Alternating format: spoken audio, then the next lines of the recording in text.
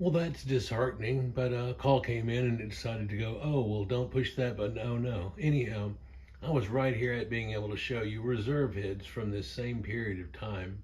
And like I showed Chief X and everything, and whenever I made the comment about the blue eyes and this person and that person, and then we looked at reserve heads, which is what we're looking at here, from around the time, and it's a research. It's a member of Khufu's family. And what is this? Well, it's a prince, but it wasn't the guy that was apparently going to be next. But then there's a strange thing in that too, where they're like, well, maybe his head got taken someplace else, but this is the reserve head that they go off of that everybody agreed to is what they look like. And back then, if you look at the scribes we just saw and so on, they had a little bit more realistic look to them as opposed to this photoshopped version. And that really started with the pharaohs, and he always kind of looked the same. And we know nowadays, after looking at different ones of, well, this guy was fat, so was this lady here, and so on, but they're always shown like this. It's kind of Photoshop.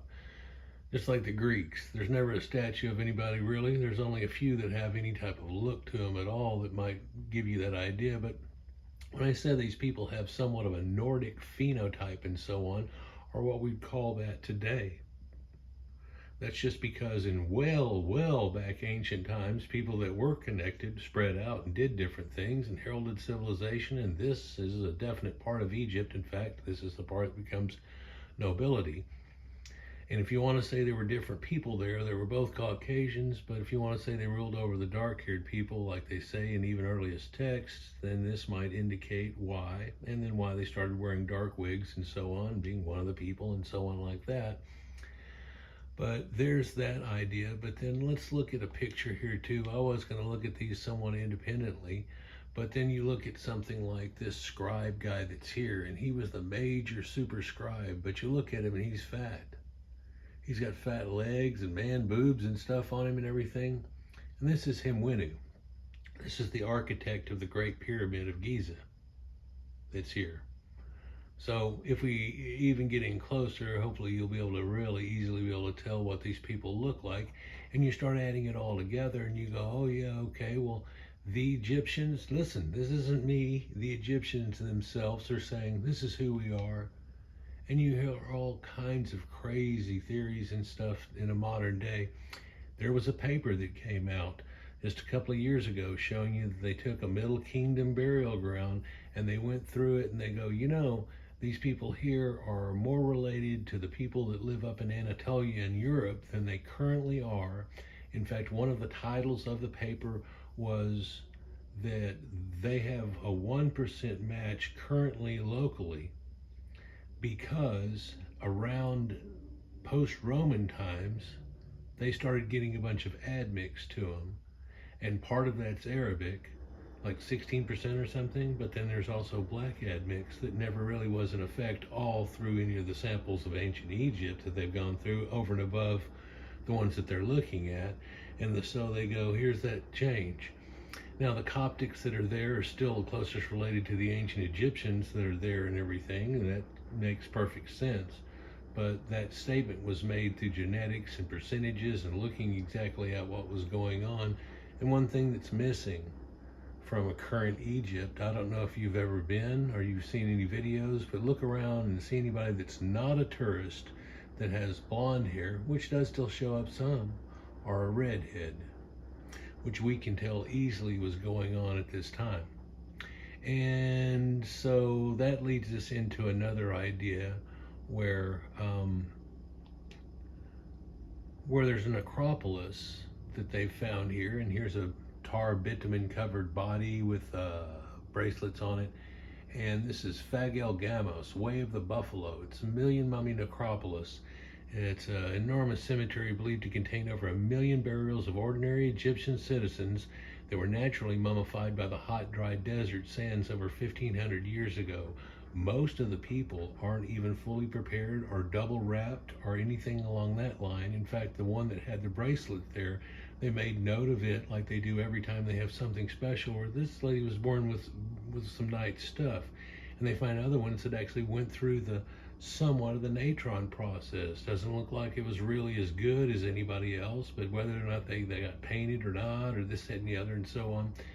But It's pretty neat. But then they tell you here Brigham Young University has over three decades, 30 years of excavations there where they go each year and have this little thing, or what do you actually call it? An archaeological dig, and they work on the next place or the next place and here and there and so on. And what was neat, some incredible finds they found was they found the remains of a giant male that's over 7 foot tall, like 7'2". So you could think of Shaq or something, but it was Caucasian, of course, too. And then an infant child wearing a tunic and jewelry and stuff. So he was well beloved and stands out. But there's a unique grouping of burials clustered according to hair color, including blonde and redhead mummies. And the description on this is that they're blondes all hooked up over here, and then over there they're all redheads, and then over here they're all brown and dark-haired people. And so what was the difference? I mean, we hear this idea that's been presented here, but then is this showing it exactly what's going on here? So a lot of people have said that oh well, the natron does this, that, and the other. No, natural mummies, and they keep their hair color, and they found all these people and they're the same, and they've tested them all out, and they're all Caucasians, and they all have these hair colors. Here's a dig like we're talking about here in this one picture where it shows they're next to each other and everything. And I guess the thing that points out to me in this is they're all about the same size, except for this one in the bottom right hand corner has a pit attached to it that may be a little bit better than somebody else and so on. But variations on a theme. They had the mummified child that's there, and it was all well wrapped and so on, like better than the most and stuff. It makes you think that somebody hooked up with somebody may have used this. And then they're using this ancient burial site there, and what people have noted is also that whenever they do this, they always seem to cluster around somebody of ancient times that was famous, like a necropolis could go up around this tomb or that tomb and stuff in ancient times, because the other ones are in the Valley of Kings and they ain't happening.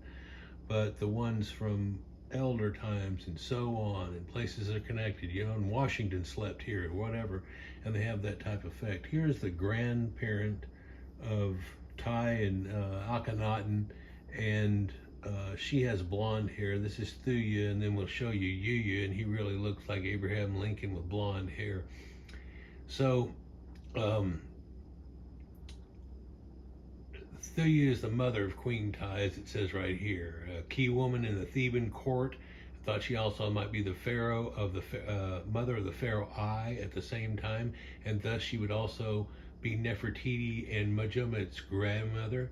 Oh, now Nefertiti, if you look her up in her mummy, they found she has kind of auburn hair, and that might make some sense too if she mixed with this type of person. Anyhow, Selma Akram was on a show with Joanne Fletcher years ago, and then they were trying to say that this could be somehow out of the natron process. And here's old Abraham Yuya with his blonde hair, and a lot of people have said, oh, this has got to be the Bible people whenever he came in, and Joseph and everything, because they had hair like that and everything. And that shows you something else too, versus narratives people are trying to taught.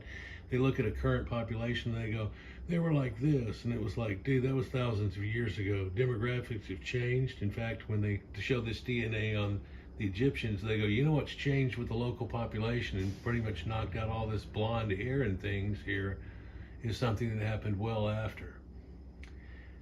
So here's Ramses, and you can easily see that strawberry blonde hair that's in there. Anyhow, so this lady that's right here, and there's a couple of other people have done this, but Miss Davies did experiments where she took natron and she put different types of hair, and different types of hair, all different types in it. No, it didn't turn black people's hair into Caucasians' hair, and it sure didn't turn it into different colors or whatever. In fact, it never changed it one bit of color. It didn't even take the curl out of it, really. That was done some other way. Yeah. So pretty neat, but there's another picture of him that's in that. So let's go back here and look at Ramses here. And we have a picture of what you might think of Ramses from in your mind, is that he's darker, he's lighter. Oh, he's a man in action, but this is the way he would have really looked pretty much at the time in question. And you can still see today that it doesn't really,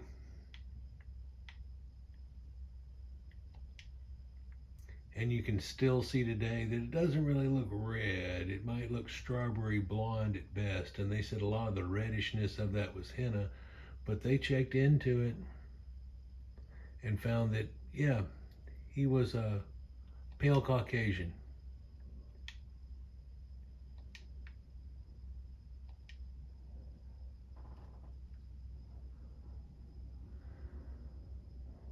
So I think it's pretty neat, all these recreations that they're starting to do of forensics. And really, all they have to do, hey, from what I understand, they've got a CT machine hooked up into the new museum and everything, and all their understudy parts that they have everything in.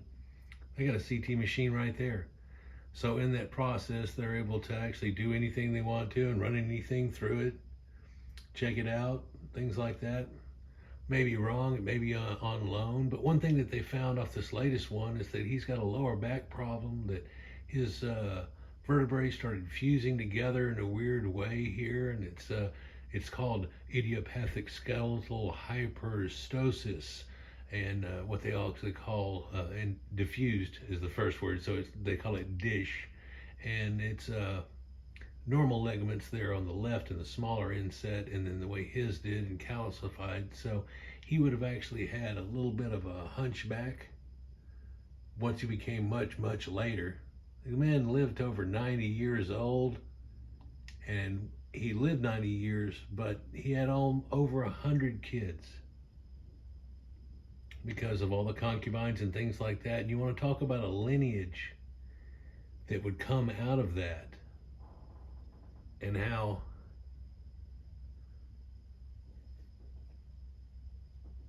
that lineage that Ramsay would have from having over 100 kids that were well cared for and so on, that would lead on to thousands of people that are connected to this. And apparently they end up being in that necropolis burial ground that Brigham Young's been looking through.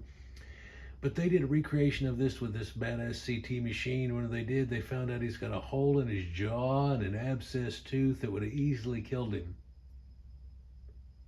Whether it did or not, and they got some type of medicine on him and so on, then that might make sense. I mean, maybe he didn't die from that, or he died later, or whatever else. But it's kind of hard to tell whenever something's back there. But here's something that easily could have took him out, so it probably was eventual an abscessed tooth. But in a modern day, we probably could have taken care of, but man, the man was over 90. So they show these dark green, little brown streaked eyes here, and you can see that on this depiction, they show him as an older man dyeing his hair back to the color of his youth. That's what they always say. And so they show gray hair that's been dyed back red, and now he looks much older than we were talking about. And this is about what he would look like in his last years. Let's not say the year he died, but in his last years. So that's kind of interesting and neat. It's kind of unique, and some of these recreations are starting to look extremely realistic, and that's pretty neat, especially whenever you can attach it to somebody like Ramses the Great, somebody that did so much and we know so much about, that was an ancient pharaoh of Egypt. And that's pretty neat, guys. That's about it. But was he a solo guy that was a redhead? No, it doesn't look like that. They're in the pre-dynastic, they're in the earliest statues. Khufu must have had red hair genes for him and somebody to get together that also carried the gene. Correct me if I'm wrong in the comments below, but that's the way it works when you get a redheaded kid. Even if you were to say, well, he's not a redhead, but his cousin is, and this, that, and the other, so maybe they've got the gene, but whenever you have kids, you have redheads. How does that work? Well, they have to both carry the gene. That might show something else, but blue eyes and all the other things go with it. And the way that you're laid to think nowadays about how possibilities were versus that. Even these people themselves say, well, we kind of took the skin color of the lighter Coptic type people and applied it to it of modern day. We're not going with the idea that he was a pale leucoderm. Well, what does his genetics say? Yeah, he was a pale leucoderm. May have been freckled and things like that too, but regardless, this is the best and latest creation of what Ramses would have looked like. And I say, okay, you got him going gray. Take 6 years off of this and let's look at him as a redhead. I mean, Trump still has some red lingering on in his, and what is he, 70 something years old? Anyhow, there's a lot of redheads you could look at that held onto their color a little bit. And that's without dyeing it in henna, which apparently he did, and a lot of them did. But if they're dyeing their hair with henna, what's up with that? You know, Seth Fribson, the second dynasty ever that started out as said to have been a redhead, and then they attached him to Typhon and all these other things. So it's weird when you get into it, actually, how the current little ambiguous, I don't know, current demographic, and they try to act like, oh yeah, everybody was just running around lollygagging, and it's like, that isn't the way it worked at all. But I guess that's for other videos. Anyhow, let me know what you think down below. Ramses the Great. Peace.